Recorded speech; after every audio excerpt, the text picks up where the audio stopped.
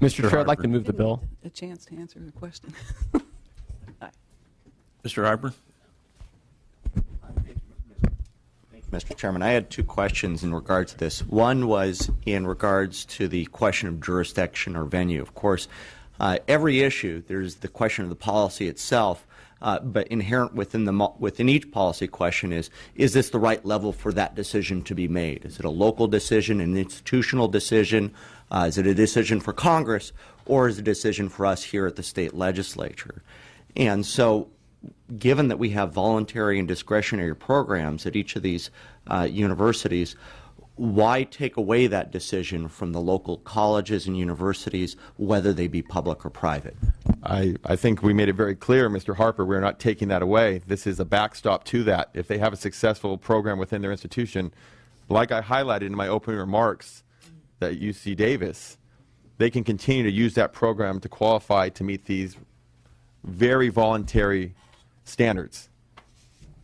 And so UC Davis, Stanford, USC can continue to adopt out animals as they see fit. And if there's a unique situation where an animal has a condition and they feel like this should be adopted to a very specific person who can make sure that the care and treatment of that animal meets those requirements, that will continue to happen.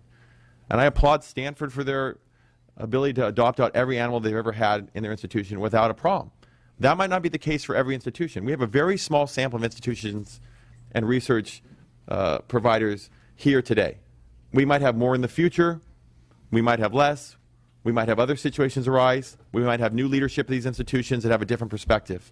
All we're saying, as we've done hundreds of other times as an institution, is that we should make good policy that affects the whole state, that is for all of us to live under and live by. This is not an onerous bill on these institutions. This is not going to come in and change the way they operate. This does not have an enforcement mechanism that's going to come in and punish them if we don't think they're doing what we think they need to be doing. This is simply a bill that says if you already have a program that allows you to successfully and humanely adopt out these animals that you have decided are the ones that are eligible based on your own expertise to adopt out, then continue to run that program. If you have an ability to find all the needed applicants to adopt these animals, then you won't need one of these organizations. But clearly, by the number of people in this room that have adopted animals through some of the groups that were represented today, these institutions have had to come to them. And many times it was not the leadership of those institutions, but it was individual researchers who said, we don't have anything else to do with these animals. We're going to have to euthanize them. Can you be here in 6 hours? Can you be here in a day and pick these animals up? And I know, I'm not saying that's necessarily any one institution on this table today, but obviously that happens. They've documented it. They have a number of people that have testified to that. So I'm saying that this idea that somehow we have created a new law that's going to impede these institutions from already doing what they're doing is just disingenuous. The other question. Okay. I'm going to... Can I finish my second question? Mr. Harper, we had a first by Mr. Levine, a second by Mr. Williams, and I do want to wrap up.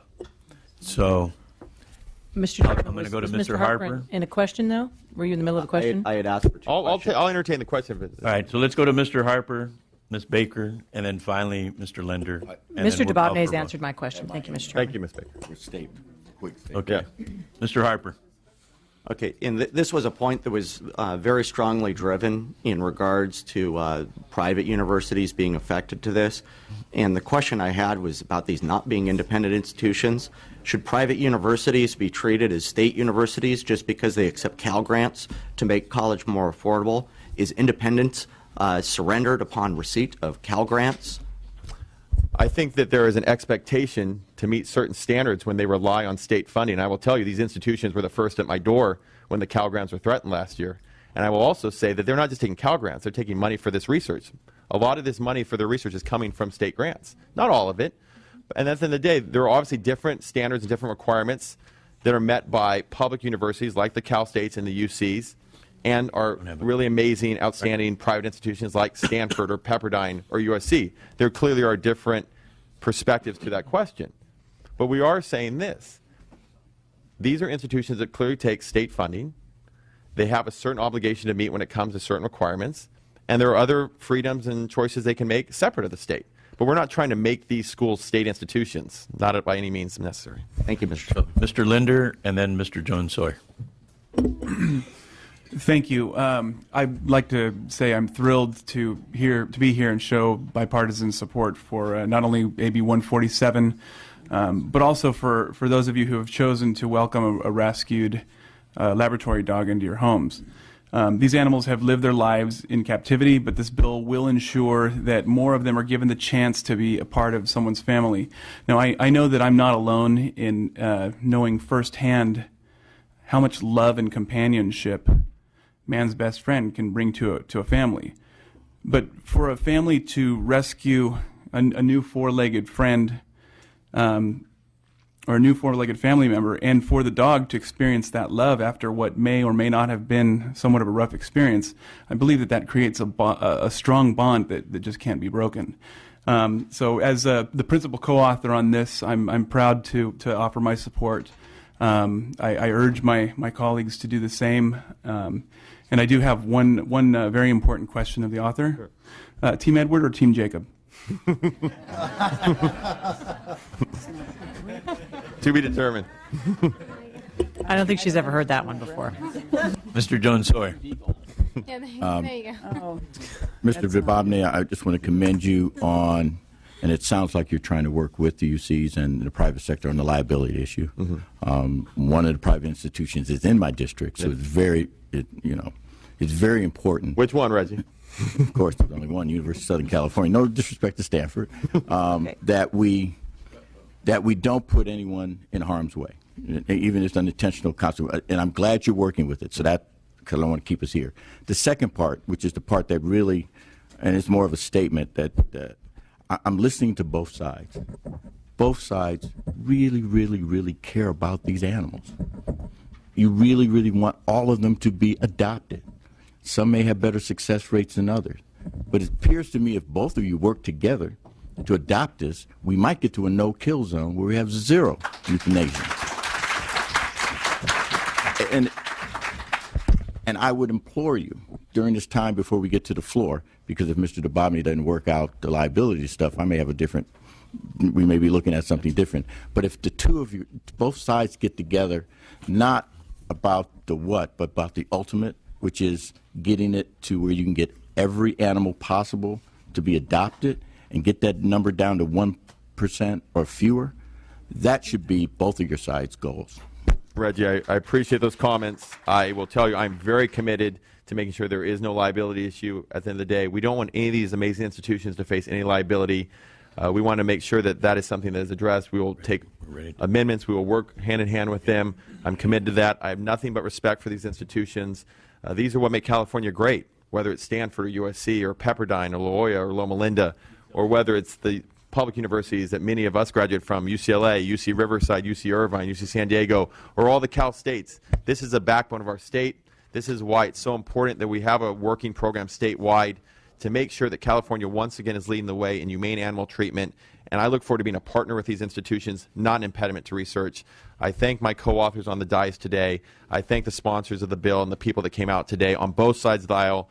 I appreciate that everyone here, I believe, does care about these animals and wants to see a real ability for these animals to be adopted out after the research. And I respectfully ask for your aye vote today. Thank you. Thank you, Mr. Vibobny. The motion before us is first by Mr. Levine, second by Mr. Lender. Motion before us is due pass to Appropriations Committee. Madam Secretary, if you'd please call the roll.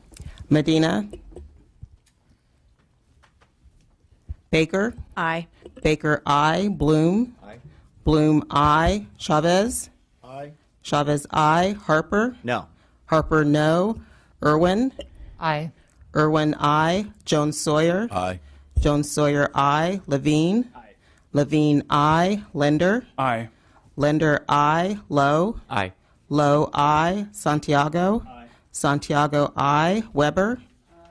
Weber, aye. Williams. Aye. Williams, aye. Motion passes 11-0. 11-1. Motion passes 11-1. Mr. Vibobny, your bill goes to appropriations. We lift the call on what? AB 13. Lifting the call on AB 13. Weber. Weber, I. AB 20. You want me to call him, or do you want to call him? Oh, you can call. Okay. AB 27. Weber. Weber, I. AB 174. Chavez. Chavez, I. Levine. Levine, I. And that's it. Good. We're adjourned. Yeah. We're adjourned.